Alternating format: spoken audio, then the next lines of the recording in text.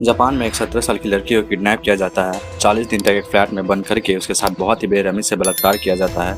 एक नहीं 100 से अधिक लोगों द्वारा 400 से अधिक बार उसका बलात्कार किया जाता है और हर वो तरीके से उसे टॉर्चर किया जाता है जो शैतान भी न करेगा। और जब उनका मन भर जाता है तब उसको जलाकर मार दिया जाता है। उसकी गलती बस इतनी थी कि उसने लव प्रपोजल को रिजेक्ट कर दिया था।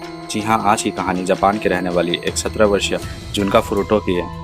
तो नमस्कार दोस्तों, स्वागत है मेरे पॉडकास्ट में। मैं हूं आपका होस्ट। और चलिए आज का केस मिल के अनवील करते हैं। जुनको की जन्म 18 जनवरी 1971 में हुई थी। वो मिसाटो शहर में अपने 2 भाई और पेरेंट्स के साथ रहती थी। जब उनकी हत्या की गई तब वो महज 17 साल की थी। वो यासियो मिनामी हाई स्कूल में पढ़ाई करते करते एक प्लास्टिक मॉडलिंग फैक्ट्री में पार्ट टाइम जॉब भी किया करती थी।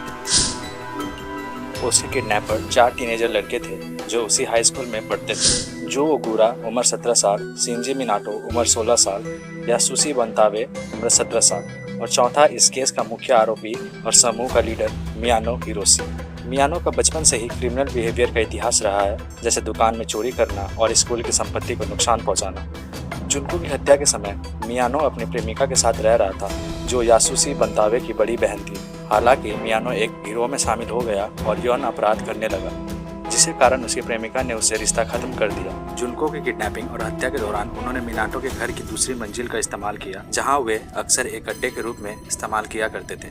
मियानो का जापानी माफिया से भी संबंध था, जिसे याकुंजा कहा जाता है, और मिनाटो ने पहले भी याकुंजा के लिए पर्स छीनना, जबरन वसूली और बलात्कार जैसे अपराधों में भाग लिया था।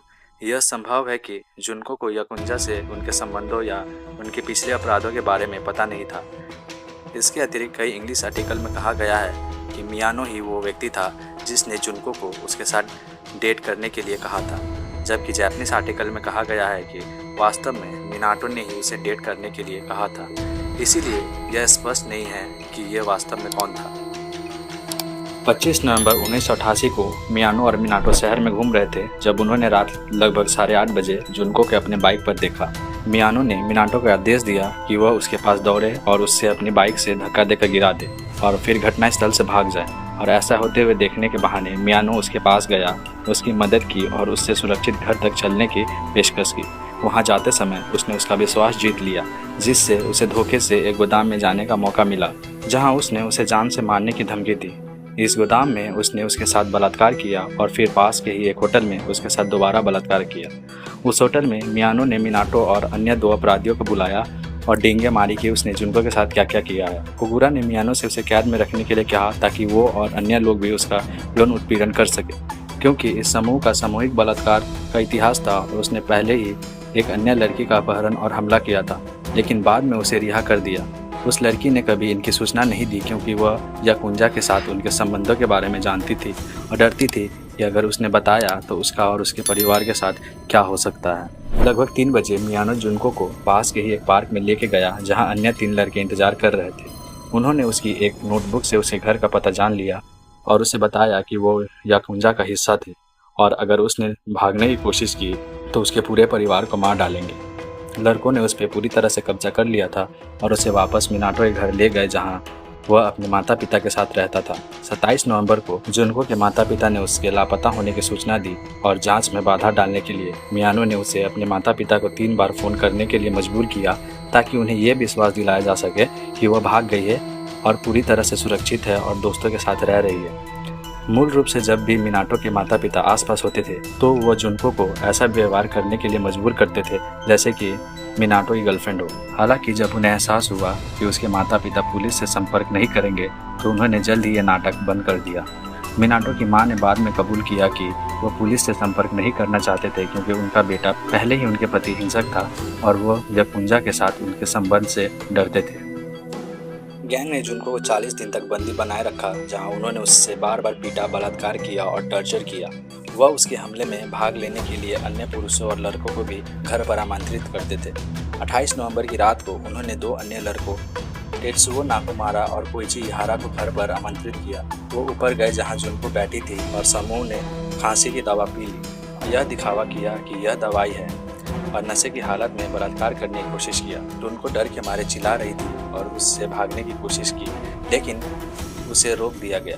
हंगामा सुनकर मिनाटो की मां लड़कों को देखने आई और उन्होंने उसे बताया कि वह बस खेल कूद कर रहे थे और सब कुछ ठीक है। उसके जाने के बाद लड़कों ने जुनको के साथ सामूहिक बलात्कार करना शुरू कर दिया, क्योंकि वह बेहोशी की हालत में थी और बिना पल के झपकाए छत की ओर देख रही थी। अगले 40 दिन तक जुनको को रोजाना बलात्कार का शिकार होना पड़ा। एक बार तो उसके साथ एक ही दिन में 12 अलग अलग लोगों ने बलात्कार किया और लगभग 100 अलग अलग पुरुषों ने लगभग 400 अलग अलग बार बलात्कार किया। मूल 4 लड़कों ने उसकी प्यूबिक हेयर को काट दिया, उसे नंगा होकर डांस करने और म्यूजिक सुनते हुए मैस्टरबेट करने के लिए मजबूर किया और उसे इतनी बुरी तरह पीटा गया कि वह चलने में भी असमर्थ हो गई। तो उन्होंने उसे बाहर बैल्कोनी में सोने के लिए मजबूर किया, करारे की ठंड में बहुत ही कम कपड़ों के साथ, और उसे फ्रीजर में भी सोने के लिए मजबूर होना पड़ा। उसकी वजाइना और एनस में भी चीज़ें डाली गई, जिसमें एक मेटल रॉड, एक बोतल और एक जलती हुई माचिस शामिल थी। उन्होंने उसे जबरदस्ती बड़ी मात्रा में पानी, दूध और शराब भी पिलाई। एक समय ऐसा आया जब वह इतनी घायल हो गई और इतनी बीमार हो गई कि वह पानी भी नहीं बचा पा रही थी। वह उसे पेंट थिनर सुंघाते और एक साथ कई सिगरेट पीने पे मजबूर करते और लाइटर फ्लूइड से उसके पैरों और बाहों को बार बार जलाया गया। दिसंबर के अंत आते आते जुनको बेहद कुपोषित हो गई थी, क्योंकि उसे बहुत कम खाना दिया जाता था और दूध के अलावा और कुछ नहीं दिया जाता था। उसे अत्यधिक चोटों से भयानक इन्फेक्शन हो गए थे और अब वह बाथरूम का उपयोग करने के लिए सीढ़ियाँ से ऊपर नीचे भी नहीं चल पाती थी और पूरी तरह से बेडरूम तक ही सीमित हो गई थी, जहां उसने अपने ब्लैडर और बोल्स पर पूरी नियंत्रण भी खो दिया था। उसके चेहरे को इतना पीटा गया था कि उसकी नाक खून से भरी रहती थी। एक समय वो पुलिस को चुपचाप फोन करने में कामयाब रही, लेकिन कुछ कहने से पहले ही पकड़ी गई। सजा के तौर पर उसे फिर से बुरी तरह पीटा गया। वह उनसे उसे मार डालने की विनती भी करती थी, लेकिन वह हमेशा इनकार कर देते थे। अपने जीवन का अंत में उसे इतना पीटा गया और बीमार कर दिया गया कि उसने अपनी सारी सुंदरता खो दी और उसके शरीर से शरण की गंध आने लगी, जिससे लड़कों की उसमें रुचि कम हो गई। इसके चलते उन्हें बाहर जाना पड़ा और एक अन्य 19 वर्षीय महिला के साथ सामूहिक बलात्कार किया, लेकिन बाद में उन्हें छोड़ दिया गया। 4 जनवरी 1989 को मियानो महाजोंग का एक खेल हार गया। जिनको नहीं पता है महाजोंग क्या होता है तो मैं बता दूं, ये गेम कुछ ऐसा दिखता है जिसे 4 लोग मिलकर खेलते हैं।